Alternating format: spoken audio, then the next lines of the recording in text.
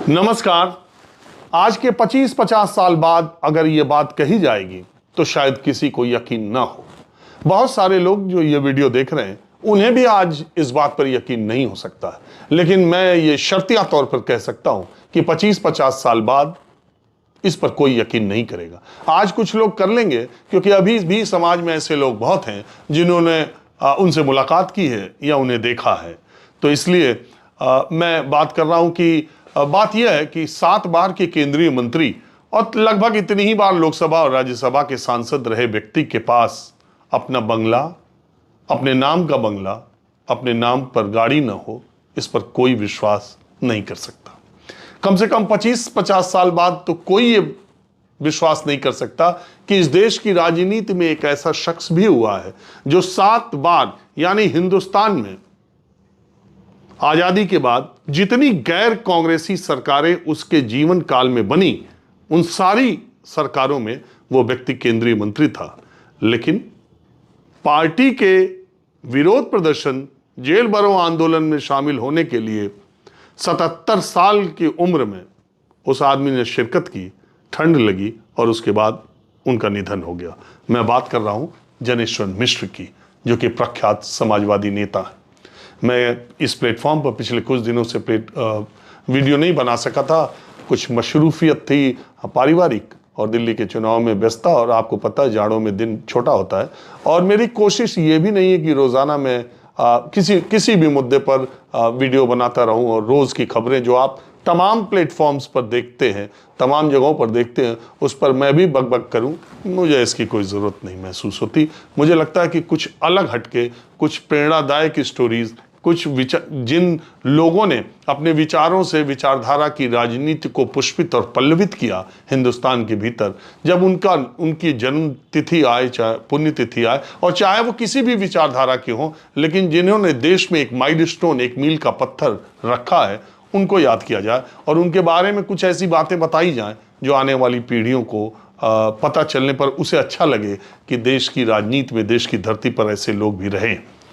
तो जनेश्वर मिश्र जी 77 साल की उम्र में उनका निधन हुआ, और निधन भी पार्टी के कार्यक्रम में, जेल भरो आंदोलन में, सरकार के खिलाफ आंदोलन करते हुए, उस ज़्यादा उम्र के होने के बावजूद उन्होंने जेल भरो आंदोलन में हिस्सा लिया। उन्हें ठंडक लगी और उसके बाद उनका निधन हो गया।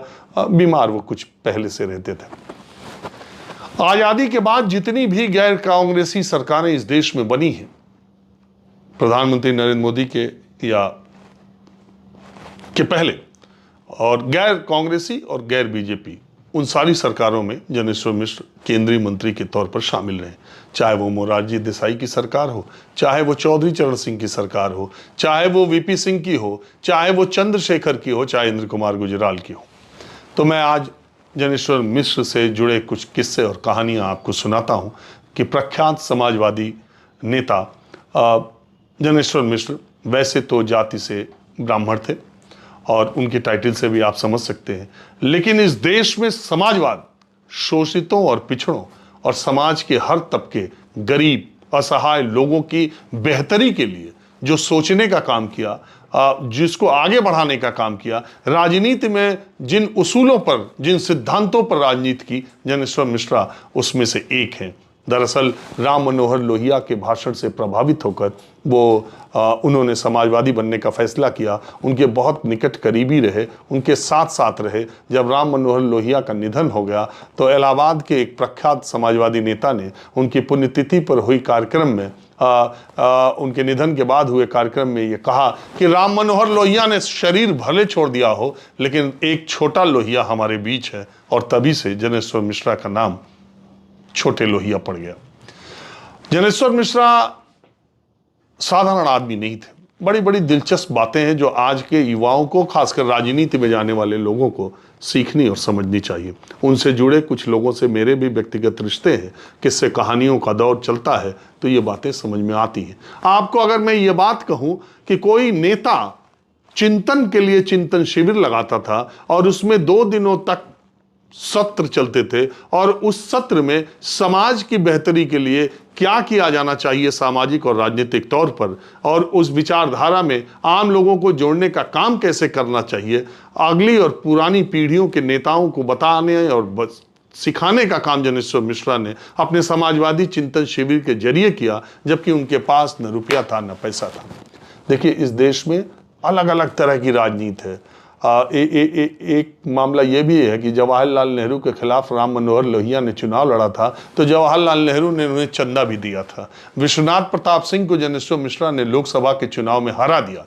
बावजूद इसके उनके काबिलियत से, उनके सिद्धांतों पर बने रहने से, उनकी ईमानदारी से, उनके व्यक्तित्व से प्रभावित होकर विश्वनाथ प्रताप सिंह ने जब प्रधानमंत्री बने उन्हें अपनी सरकार में शामिल किया, जिनसे वो चुनाव हार गए थे। अब चुनाव हारने का किस्सा भी बड़ा दिलचस्प है। इमरजेंसी लगी हुई थी, उसके बाद का जो चुनाव हुआ उसमें ज्ञानेश्वर मिश्रा विश्वनाथ प्रताप सिंह के खिलाफ चुनाव लड़े। कांग्रेस पार्टी से विश्वनाथ प्रताप सिंह चुनाव लड़े। उसमें भी चक्कर है, हेमवती नंदन बहुगुणा एक दूसरे कैंडिडेट थे, वो चाहते थे वो न लड़े और विश्वनाथ प्रताप सिंह वहां से चुनाव लड़े। विश्वनाथ प्रताप सिंह के खिलाफ ज्ञानेश्वर मिश्रा को चुनाव लड़ना था, कैंडिडेट तय हो गया था, जेल से निकले थे। और ज्ञानेश्वर मिश्रा ने जब राजा मांडा, उस समय विश्वनाथ प्रताप सिंह बहरहाल वो विधायकी से ऊपर पहली बार लोकसभा का चुनाव लड़ रहे थे, तो ज्ञानेश्वर मिश्रा को पता चला और बीपी सिंह का अपना एक प्रभाव शुरू से था, तो उन्होंने जेल से निकले और उसके बाद वो एक जीप पर सवार होकर सीधे मांडा हाउस गए। मांडा जो राजा मांडा का घर है, चूंकि वो एक राज परिवार से आते थे, तो ज्ञानेश्वर मिश्रा ने तीन तरफ से मांडा का जो घर है, जो महल है या जो भी कह लीजिए पैलेस है, उसके तीन तरफ सड़कें थी, एक तरफ नहीं थी। ज्ञानेश्वर मिश्रा अपनी जीप से वहां गए और उन्होंने उस मांडा हाउस की परिक्रमा की, उसे नापा और पहला ही चुनावी भाषण विश्वनाथ प्रताप सिंह के खिलाफ जो उन्होंने दिया, उन्होंने कहा कि मेरे खिलाफ राजा मांडा लड़ रहे हैं। लोग मुझसे कह रहे थे कि मेरे पास तो पैसा नहीं है, मैं तो जेल में हूं, मैं गरीब आदमी हूं, मैंने हमेशा इस तरह की राजनीति की है, तो मैं एक राजा के खिलाफ कैसे चुनाव लड़ सकता हूं। तो मैंने कहा कि सबसे पहले इस राजा की मिल्कियत को नापना चाहिए। तो मैं मांडा में जो उनका राजमहल है, मैं उसकी चौहद्दी को नाप करके आया हूँ। जेल से छूटते ही मैंने उनकी चौहद्दी को नापने का काम किया, लेकिन ये राजा की चौहद्दी तो बड़ी छोटी है। जिस घर से मैं निकल के आया हूँ वो तो इस महल से बहुत बड़ा है। उन्होंने जेल की दीवारें और जेल में वो रहे थे, जनता का दिल उन्होंने अपने पहले भाषण से ही जीत लिया। उन्होंने कहा, और उसके बाद उन्होंने विश्वनाथ प्रताप सिंह को 90,000 वोटों से चुनाव हरा दिया। ज्ञानेश्वर मिश्रा जी राम मनोहर लोहिया के, मैंने कहा कि सिद्धांतों से बहुत प्रभावित थे। बड़ा मजेदार किस्सा यह है कि राजनारायण के साथ वो पार्टी में थे, उसी समय मुलायम सिंह यादव प्रदेश के लोकदल के अध्यक्ष बन गए। मुलायम सिंह यादव ने ज्ञानेश्वर मिश्रा का, मुलायम सिंह यादव बहुत सम्मान करते थे, ताजिंदगी उन्होंने सम्मान किया। और अखिलेश यादव ने भी एक कदम आगे बढ़ के इस देश के सबसे अच्छे पार्क जो बने हैं उसमें लखनऊ का ज्ञानेश्वर मिश्र पार्क है। ज्ञानेश्वर मिश्र की उस मूर्ति को अगर आप देखेंगे और आपने पहले ज्ञानेश्वर मिश्र को कभी देखा होगा तो जैसे लगता है कि वो मूर्ति बोल पड़ेगी। और वो ज्ञानेश्वर मिश्र पार्क अगर आप गए हैं तो आपको पता ही है कि किस तरह का भव्य पार्क बना है, और नहीं गए तो कभी जाइएगा, देखिएगा। ये दरअसल मुलायम सिंह का जो ज्ञानेश्वर मिश्र के प्रति अगाध प्रेम था, और ज्ञानेश्वर मिश्र ने मुलायम सिंह यादव को पहले उन व्यक्तियों में है। देखिए, मैं आपको एक बात बताऊं जिसका मैं साक्षी हूं।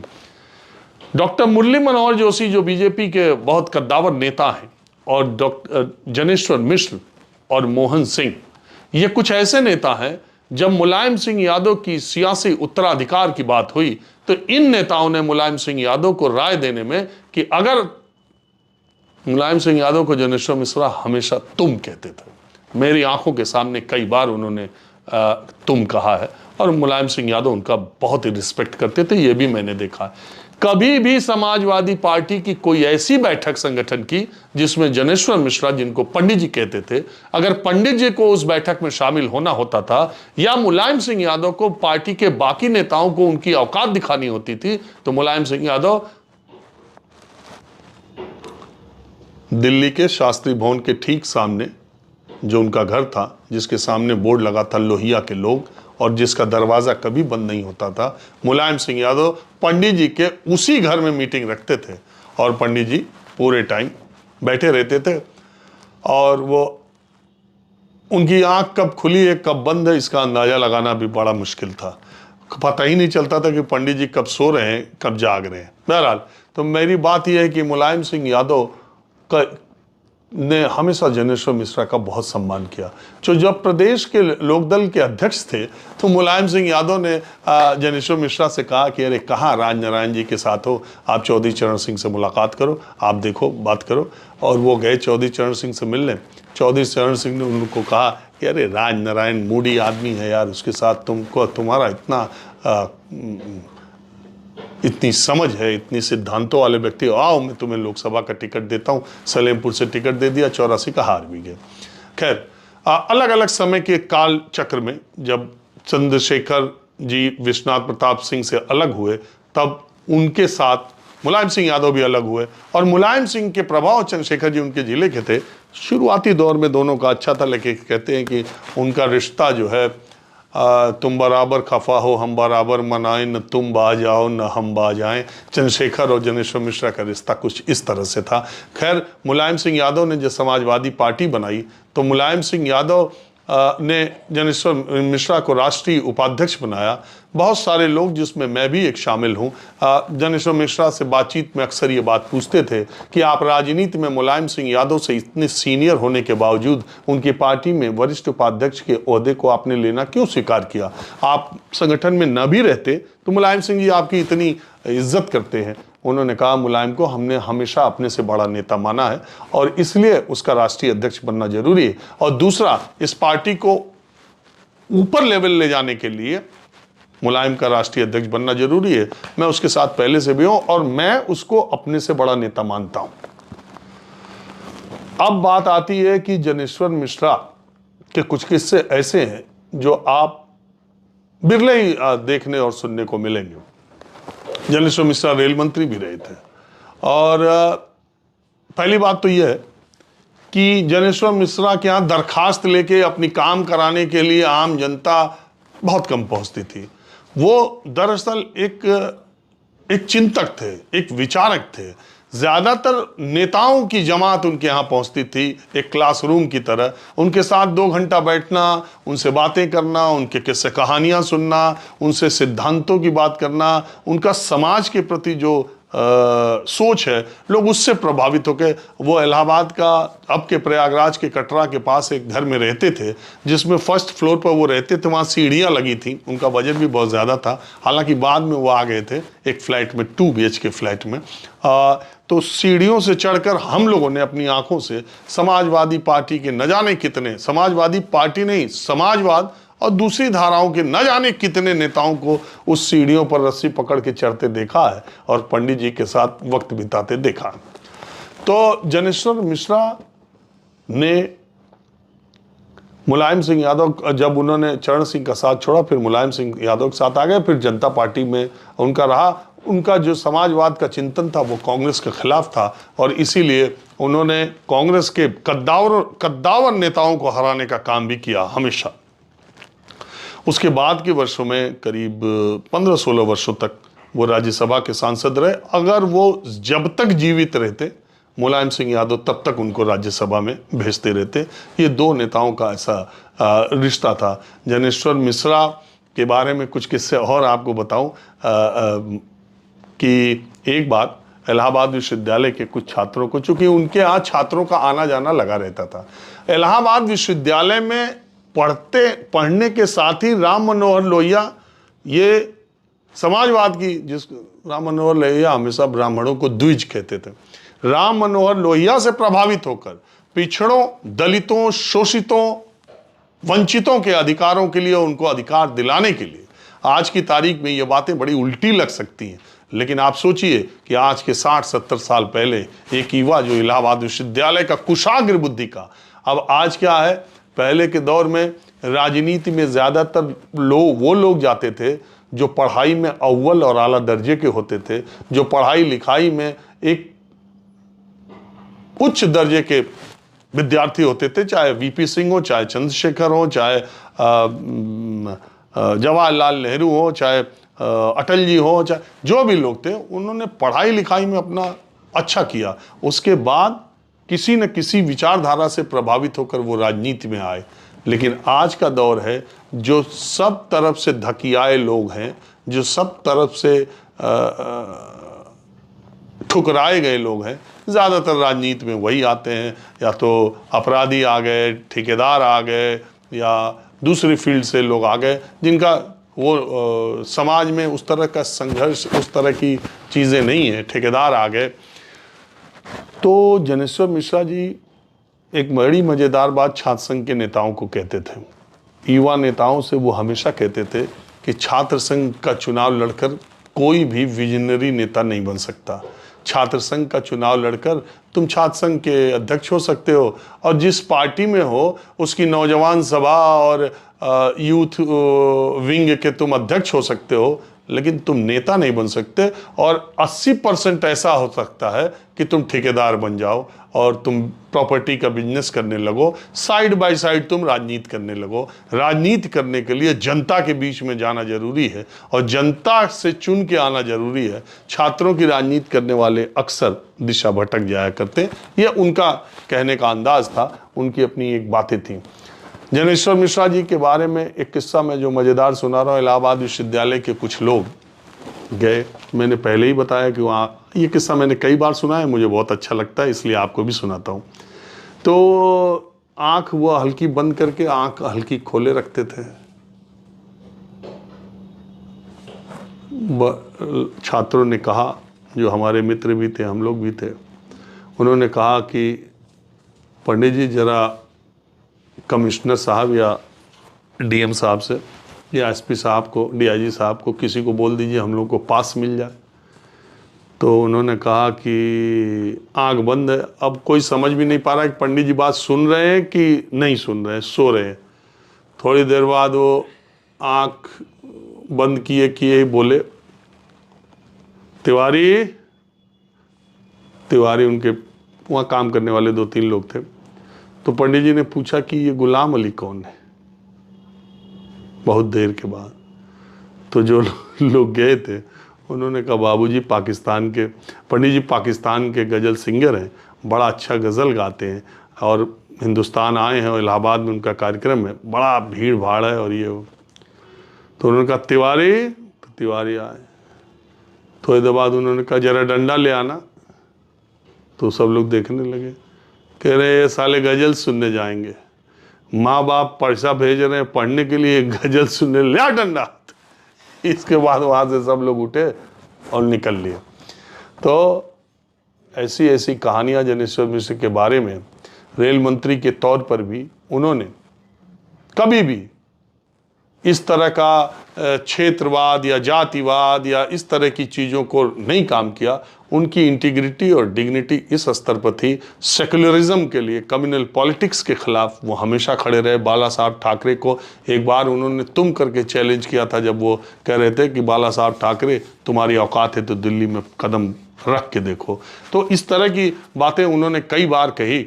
और एक बात वो हमेशा कहते थे, जिस बात से मैं अपनी बात ख़त्म करता हूँ, वो कहते थे कि जाति की राजनीति करने वाले नेताओं में लोकतांत्रिक क्रांति करने की क्षमता है।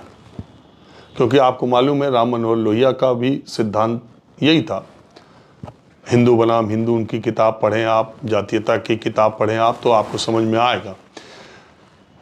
जनेश्वर मिश्र जी कहते थे कि जो लोग जाति की राजनीति करके आगे आए हैं, उनके अंदर लोकतांत्रिक क्रांति करने की, यानी वो समाज को बदलने की एक बहुत बड़ी क्रांति कर सकते हैं।